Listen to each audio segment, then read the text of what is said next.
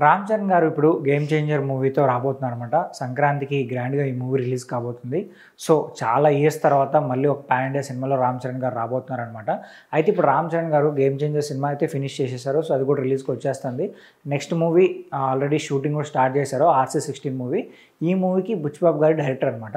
అయితే ఈ movie shooting కూడా మైసూర్‌లో స్టార్ట్ అయిపోయింది. నెక్స్ట్ ఏంటంటే తర్వాత సుకుమార్ గారితో ఒక మూవీ చేయబోతున్నారు. RC17 movie. సో, ఆ మూవీ ఇంకా పట్టాలెక్కలేదు. మరి సో, ఈ మూవీ నెక్స్ట్ ఇయర్ మధ్యలో గానీ, ఈ మూవీ ఎండింగ్‌కి వచ్చి RC16 మూవీ ఎండింగ్‌కి వచ్చిన తర్వాత ఏమన్నా ఆ మూవీ స్టార్ట్ చేస్తారేమో తెలియాల్సి ఉంది. అయితే ఇప్పుడు ఇంకో న్యూస్ ఒకటి బాగా సోషల్ మీడియాలో రొటేట్ అవుతుందన్నమాట. కన్నడ డైరెక్టర్ అయిన నార్థన్ గారు ఒక ప్రొడక్షన్ ఆఫీస్‌కి ఒక స్టోరీ చెప్పారంట. సో, ఆ స్టోరీ బాగా నచ్చిందంట వాళ్ళకి. అయితే ఆ స్టోరీలో ఏంటంటే రామ్ చరణ్ గారు, సూర్య గారైతే ఆ క్యారెక్టర్స్‌కి బాగా సెట్ అవుతారు.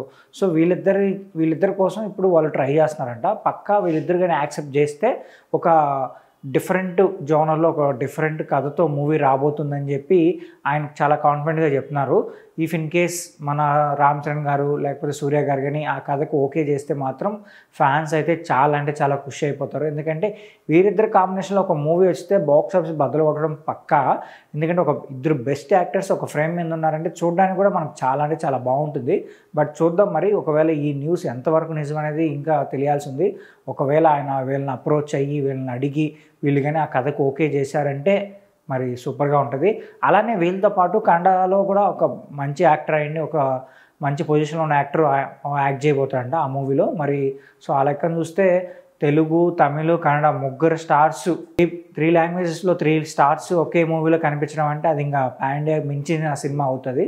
సో, మరి ఒకవేళ ఈ మూవీ గాని పట్టాలెక్కితే మాత్రం ఖచ్చితంగా ఫ్యాన్స్ అయితే ఫుల్ ఖుషి అవుతారు. చూద్దాం మరి. ఈ టాపిక్ పైన మీరేమనుకుంటున్నారో కింద కామెంట్ చేయండి. అలాగే మా ఛానల్ సబ్స్క్రైబ్ చేయండి.